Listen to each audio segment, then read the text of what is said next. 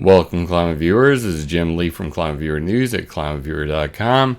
And we're going to talk today about how planes making clouds is a seriously bad thing, how those clouds are melting the Arctic, and that could release anthrax and mercury and a whole bunch of other bad things, and how that's been a plan for 100 years, and the oil and gas industry is just dying to melt the Arctic. So we're going to provide you with a lot of facts. I hope you guys can keep up. Going to go through it quickly. If you're new here, if you haven't checked out any of my videos, please check out some of my old stuff. Every video is loaded with facts you're not going to find anywhere else. So please like this video, comment below if you didn't catch the live stream, and please subscribe. Don't know how well those bells are going to work, but you know, with the YouTube censorship going on, but you know, try it anyway. And of course, everything I do is open source, and I greatly appreciate the people who support me on Patreon or give a one-time donation on PayPal or GoFundMe.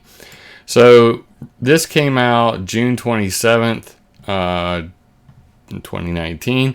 It turns out planes are even worse for the climate than we thought.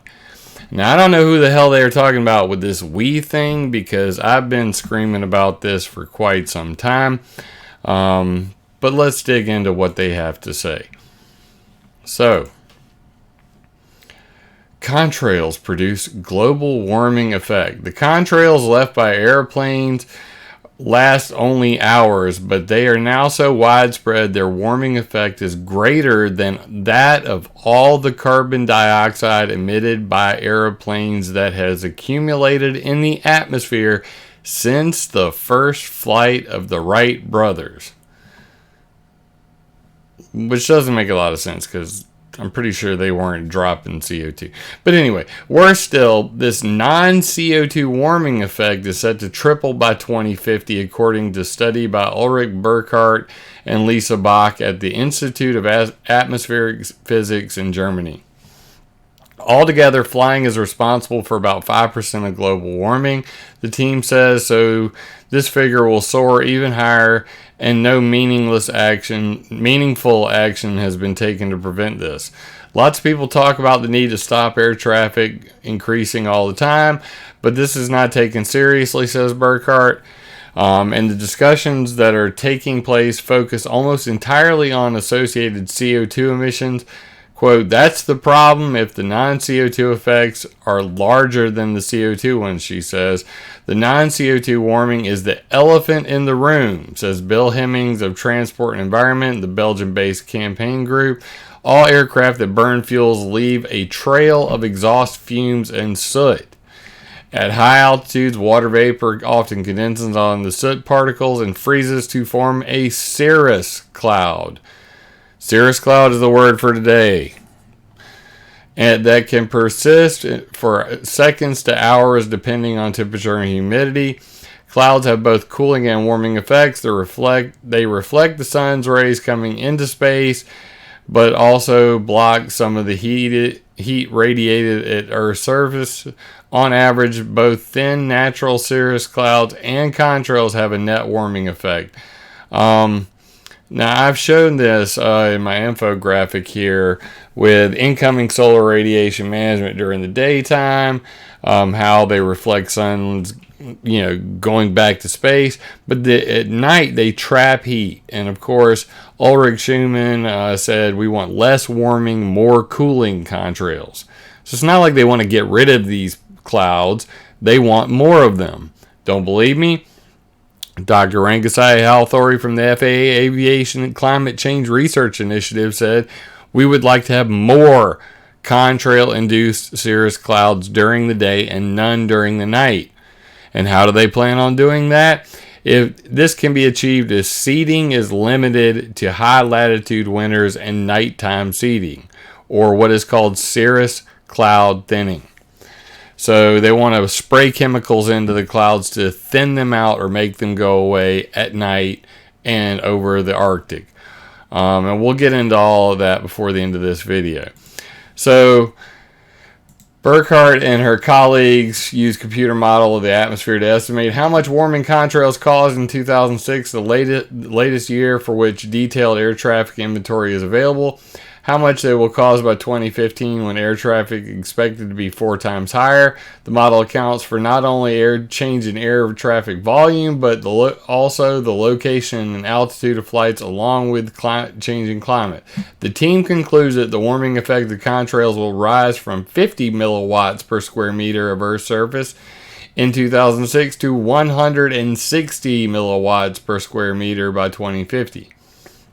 In comparison, due to the CO2 from aviation will rise from 24 to 84 milliwatts per square meter by this time. In a scenario in which the airline industry increases fuel efficiency and reduces the number of soot particles emitted by improving fuels and engines, the warming from contrails by 2050 is limited to 140 milliwatts per square meter, and the warming from CO2 is just 60 milliwatts per square meter. But reducing contrail warming won't be easy. It's much harder than CO2, says Burkhardt, and we aren't doing anything effective about either. There's absolutely no doubt that aviation CO2 needs to be addressed properly, and there is absolutely no doubt that it is not being addressed at all effectively. An international scheme called CORSIA is supposed to limit aviation emissions, but its plan is instead to offset emissions, an approach known to be ineffective.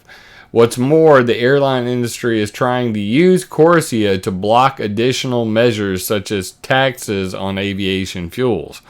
So this has a lot to do with carbon taxes and carbon credits, which I've been saying for years. And then there's the non-CO2 warming. The attitude has been that there's uncertainties. So let's sit on our hands and do nothing. That's what everybody calls chemtrails. And that's why everybody's so aggravated about this. Because, basically their attitude is, hey, we really don't know, so screw it. Let's do nothing. But they do know, and I'm going to prove that by the end of this video. There are indeed large uncertainties whether clouds are involved, says Burkhardt, but these go both ways. The study could be underestimating contrail warming by as much as, wait for it, 70%.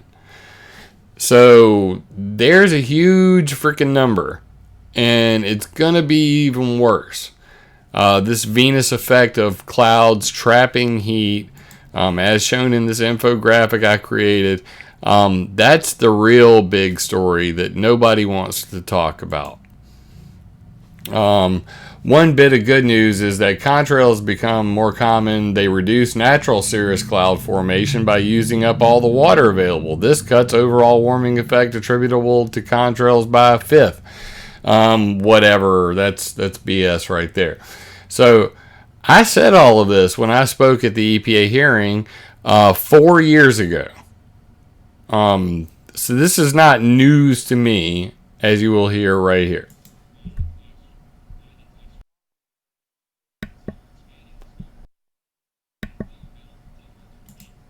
One second while I get my audio working. Apparently that's not coming through at all, and it should be.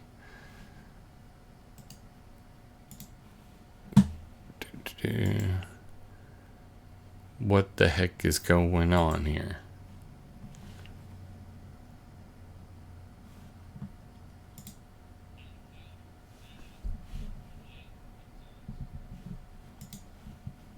It's not working, and that is so stupid. Let's try now. If the EPA complies with the spirit of the Clean Air Act, they will protect us from metal aerosols attributed to Alzheimer's, autism, cancer, and a plethora of other debilitating illnesses. If the EPA is truly concerned about aviation-induced climate change, they will regulate the production of contrails and cirrus clouds, which change our climate to a much greater extent than the sum of the 6 greenhouse gases named in this proposal. And that's where I said it. That basically these clouds have more of an effect on the climate than all of that put together. And I give several, scientific papers dating back quite a while, that, spreading contrails may be causing more climate warming today than all the carbon dioxide emitted since the start of aviation.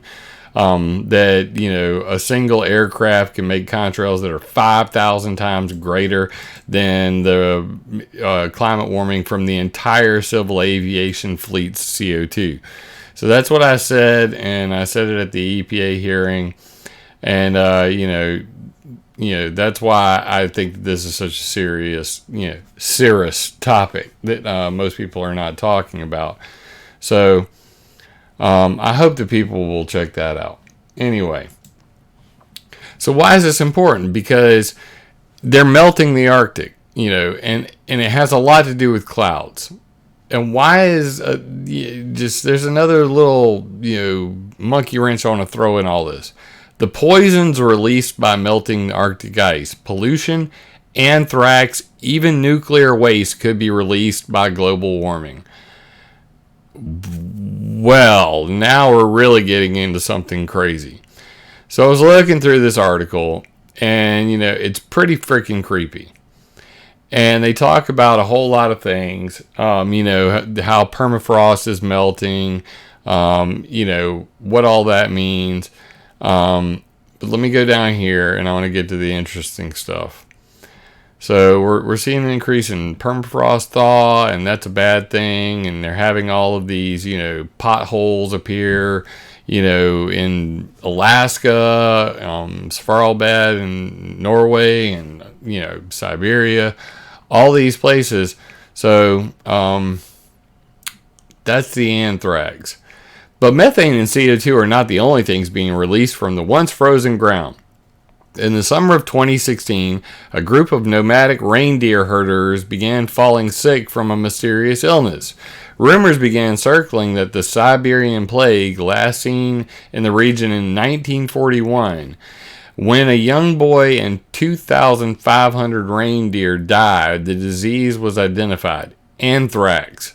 Its origin was a defrosting reindeer carcass, a victim of the anthrax outbreak 75 years previously. A 2018 Arctic Reports card speculates that diseases like the Spanish flu, smallpox, or the plague, the bubonic plague, that had been wiped out might be frozen in the permafrost. A French study in 2014 took a 30,000-year-old virus frozen within permafrost and warmed it back up in the lab. It promptly came back to life 300 centuries later. So, adding to the apocalyptic vision, the 2016 Doomsday Vault, a sub-permafrost facility in Arctic Norway, which safeguards millions of crop seeds for perpetuity, was breached with meltwater, and listed amongst the member of the Global Terrestrial Network for Permafrost, the Swedish Nuclear Waste Management, who presumably also rely on permanently frozen permafrost. When BBC Future approached them for comment, they did not respond. So, the nuclear waste stored under the permafrost. Ooh, here's another thing that if we melt the Arctic, that's going to be a big freaking problem.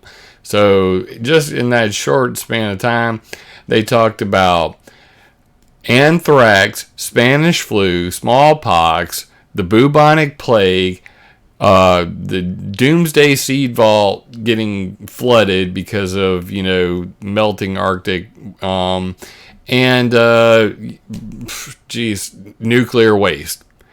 So there's some serious issues that are not being talked about. So let's get into the facts behind this. This is the CORSIA Agreement, Carbon Offsetting and Reduction Scheme for International Aviation. This happened as a result of the EPA hearing that I went to. Basically, the ICAO decided to regulate itself so that the EPA didn't put regulations on them, and the world agreed to it. So, here's their whole implementation plan. I'll probably dig into this deeper and read some of it and pick out the important points for you guys. But regardless, link will be in an article. This video, everything I'm about to show you will be in an article on ClimateViewer.com in the near future. These strange lines of clouds are seeded by pollution from ships. Ship tracks also. Marine stratocumulus. You can see the ship tracks here. You can see them on ClimateViewer 3D every single day. But they're also talking about, how these ship tracks are cooling the planet. But, there's large uncertainties to that as well. EU set to resist air industry attempts to limit climate change action, November 2018. Once again, aviation is a big driver of climate change, but, the powers that be are resisting any attempts to, screw with their ability to fly their, their globalists around and all of that sort of thing. Get Cirrus in the fight against climate change. January 2013. Talking about how, this is a serious problem, and Trude Story-Elmo was talking about the idea of using bismuth triiodide, which I mentioned at the EPA hearing, to melt these clouds away. So this has been a long time problem, long time coming. People aren't being serious about it.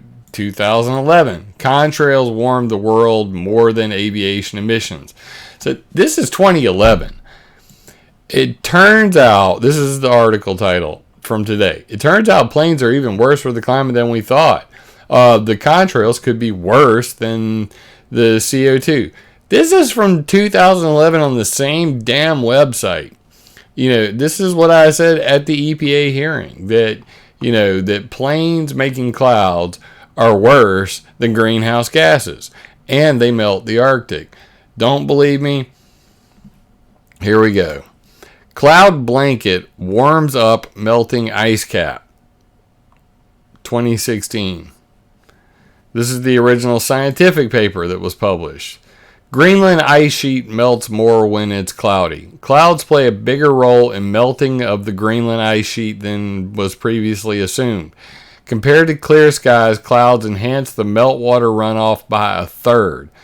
Those are the findings of the international study that was coordinated by KU Leuven and published in Nature Communications.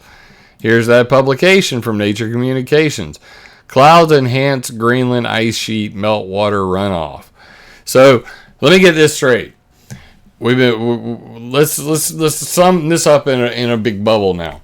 So the clouds that everybody are calling chemtrails, the contrail-induced cirrus, the aviation-induced cloudiness, plane farts, making clouds, those clouds are melting the poles. And that could lead to freaking anthrax and nuclear waste and all kinds of other problems. But this is all just an accident, right? It's just an accident. Nothing to see here. It's just normal freaking climate change. Oh, don't you know that the CO2 and the contrails are just completely normal? And this is all nothing to worry about. I think we're starting to see that is clearly not the case. So, why is this important? Because everybody says, well, Jim, this is just normal climate change and people want to save the Arctic. I call bullshit. And if you go to look up the new Cold War, you will quickly realize that they don't care about this anthrax problem, this, melting the polar bears. All of that is utter bullshit. What they care about is oil and gas. And this is the North Pole, not the South Pole, not Antarctica, like Mick West said in my debate that I just posted. This is all along the North Pole. And you can see, the areas of high probability of oil and gas reserves marked in gray. And, that basically there is a new Cold War over drilling in the Arctic. So while they're telling you that clouds are melting the Arctic, that, that's a serious problem, at the same time, they have a New Cold War. Russia sends troops and missiles to the Arctic as Putin stakes a claim for the region's oil and gas reserves. This is December 2015, 2 months after I spoke at the EPA hearing. Russia, Norway, Denmark, and Canada are fighting over Arctic territory. Putin is building 6 bases in the Arctic and sending troops and missiles. It's estimated that billions of tons of oil and gas lie beneath the seabed. Experts warn it shows willingness of the use of military threat to claim the land. So, we have a serious problem here, and we have a doublespeak problem here. So while they tell you climate change is the worst, here's Al Jazeera, the new Cold War, the race for Arctic oil and gas, counting the cost. Breitbart, if you want a right-leaning source, America falling behind in the new Cold War over Arctic oil. February 2015. So this is not hooey. This is not a conspiracy theory about these clouds. These are the facts. The facts are planes are making freaking clouds. Those clouds are melting the Arctic, and they have been trying to melt the Arctic for 100 freaking years. This is not a joke. Even the guys who are worried to death about global warming, the Arctic Methane Emergency Group, Malcolm Light, Sam Carana, Harold Hensel came up with this brilliant idea. Well, in order to save us from runaway global warming, why don't we go ahead and frack the Arctic? So how's that for greenwashing? Let's spin this thing real nice. The Angels proposal. Arctic natural gas extraction, liquefaction, and sales. You can't make this stuff up. So that's their plan. Let's save the world from global warming by going up there and fracking it, because we could have a methane hydrate problem where global CO2 melts the ice, and that makes methane that's under the ice shoot into the air and it'll kill us like the freaking dinosaurs. So, we want to get up there and go ahead and frack because this is all the methane coming out. Don't you see all this methane coming into the air around the same area that we want to go drill? We're having a new Cold War over. It's just too convenient that they have a Arctic natural gas extraction, liquefaction, and sales Angels proposal to boot.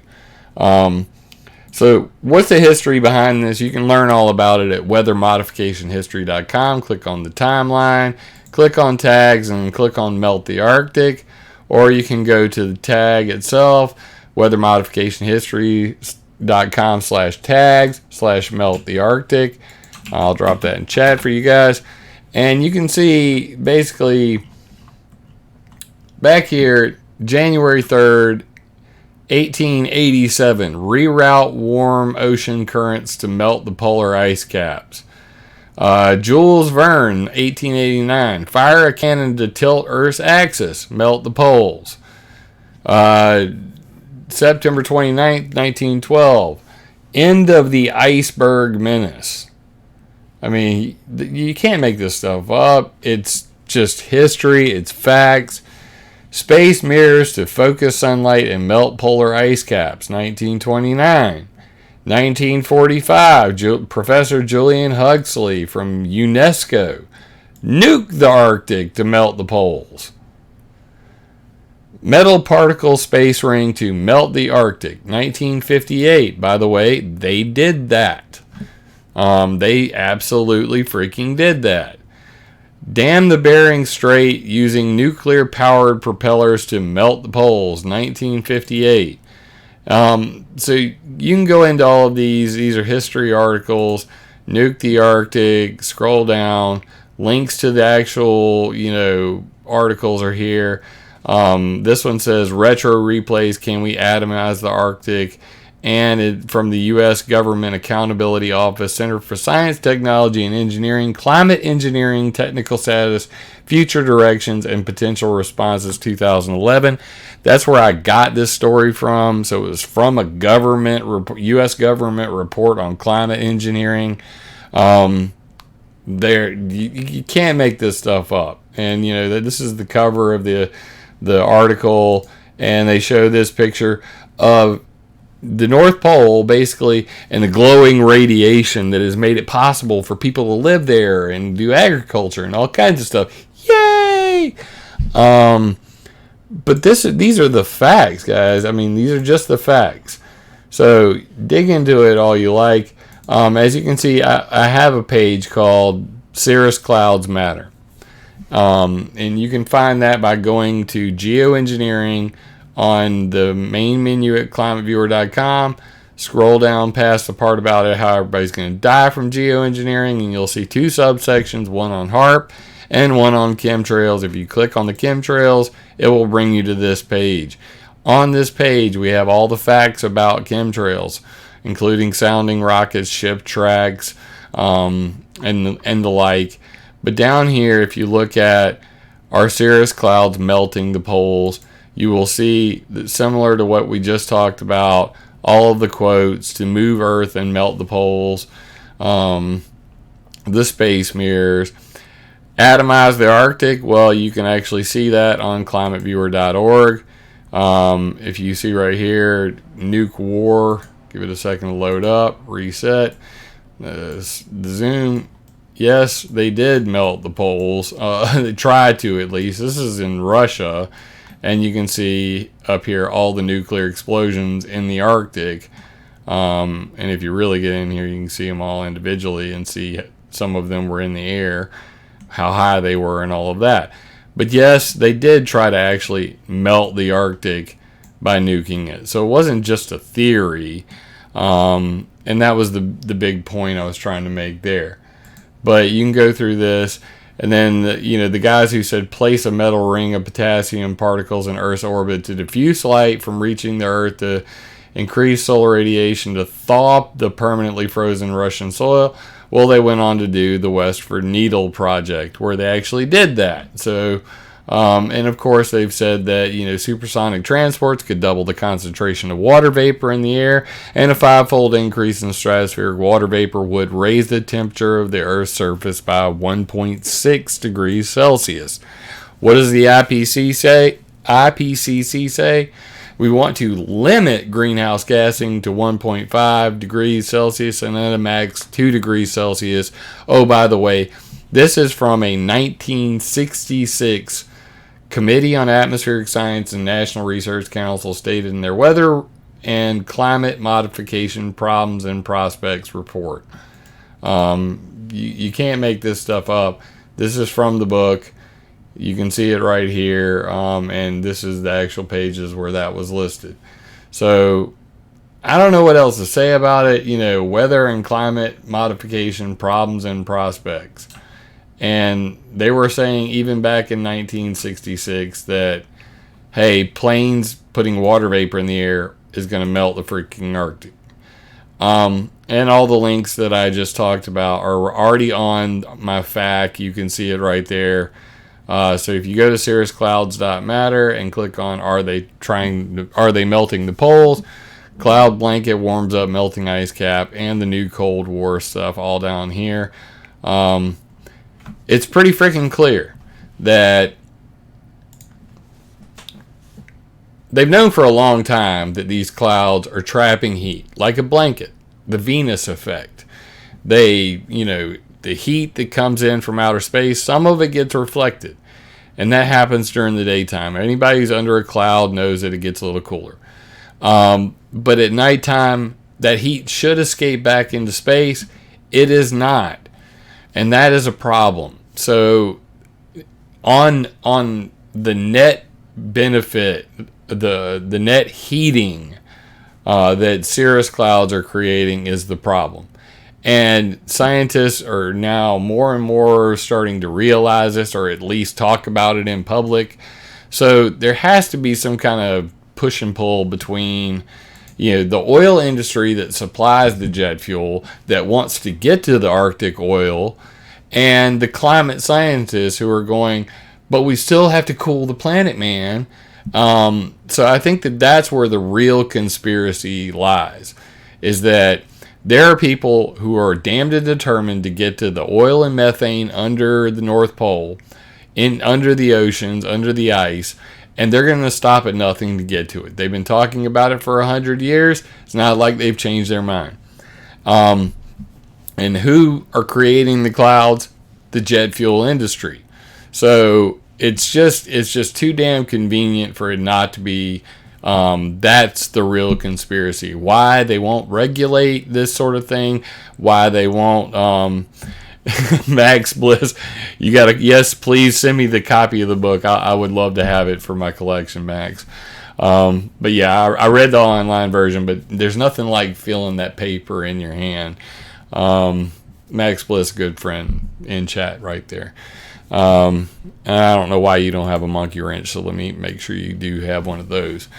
All right, so this is a serious topic, and most people don't take this very seriously, and that's why I try to focus on the facts, focus on the science behind this, because while everybody else will tell you about how they're doing weather warfare with Delta Airlines and Southwest are doing weather warfare and everything is a spraying program, you really, if you're not looking at jet fuel and plane farts and how they make cirrus clouds, you're missing all of the important stuff. You're missing what's really going on behind the scenes. The real agenda is, let's melt the freaking poles. Why? Because they can get to the oil and gas. Who's doing it? The oil and gas industry. How are they doing it? They make the jet fuel. The jet fuel is loaded with soot. It's loaded with metals. Those metals and soot make clouds. Those clouds melt the poles. That enables them to get to the oil and gas. That's the big story I see. That's the story I told when I went to the EPA hearing. Max Bliss in chat went with me to that EPA hearing. I hope that you guys will watch that and learn more about this contrail conundrum, this cirrus cloud trapping heat, melting poles, and the new Cold War for Arctic natural gas. Oh, and by the way, look out, because when they melt it, you may get a lot of oil and gas, but you might also get some anthrax and all kinds of other diseases, because viruses, when they are frozen, they can be reheated. They come right back to life. We have seen viruses come from space. They can survive in outer freaking space. And the minute they warm up, they come right back to life. Same is true in the Arctic. And by the way, we might have some nuclear problems if you melt the Arctic. So I don't know how much of this is true. You do the research yourself. I will put all these links and the details in an article on ClimateViewer.com, so you can research all of the articles that I just showed you. Again, I'd like to encourage you to subscribe. Tell your friends to subscribe. Leave me a comment if you didn't catch this live. I appreciate everybody who supports me by donating. Learn about the 10 technologies used to control the weather today. If you don't know about them, it's about time you do. And support the Environmental Modification Accountability Act at climateviewer.com/ENMOD. That is the weather warfare ban of 1978, which needs updating. And learn.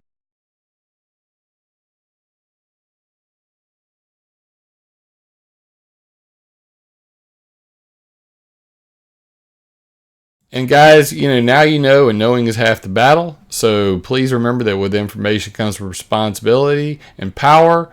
So please use this information to attack ideas, not people. Even though I hate plane farts. Quit talking about shooting down planes. I will delete your comments. Love you, mean it. Stay safe out there, guys.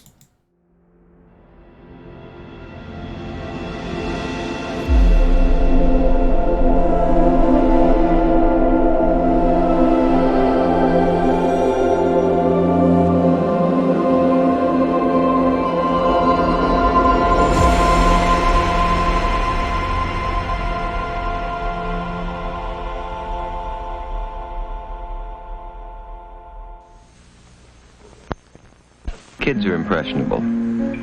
That's why here at this station, we watch the programs and commercials your child watches carefully. He may see bad guys, but not in the role of heroes. And he'll learn that crime doesn't pay. Because your child's welfare is our concern, too. That's part of our code. Better than anything you can get without a prescription. Anything. It's the best.